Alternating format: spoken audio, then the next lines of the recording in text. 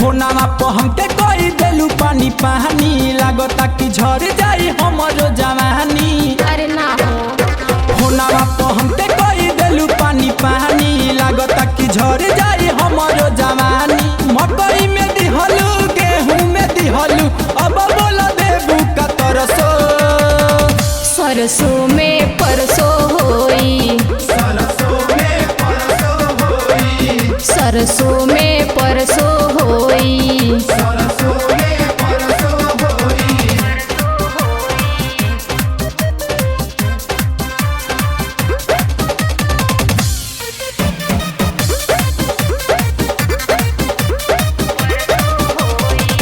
खाली बाती आवताड़ू मिल नहीं आवताड़ू यार वाला चटनी नहीं हमके चाटावताड़ू। कैसन बात कर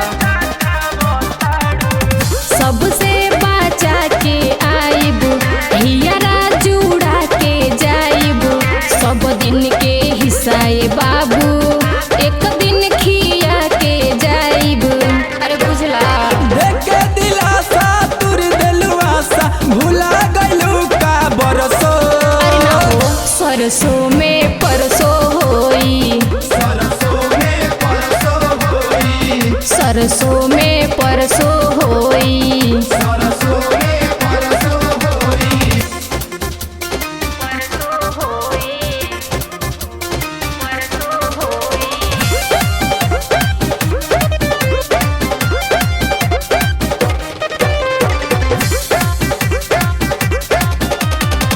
कबले आइबू बताव मनवा के श्रद्धा पुराव अब ना हमके तड़पाव जल्दी से मिले आव। अरे आई वो परेशान मत होखा जितना खइब खियाइब ओढ़नी भुइया बिछाइब एक भर के माँ जाए बाबू तोहरा से हम उठाई।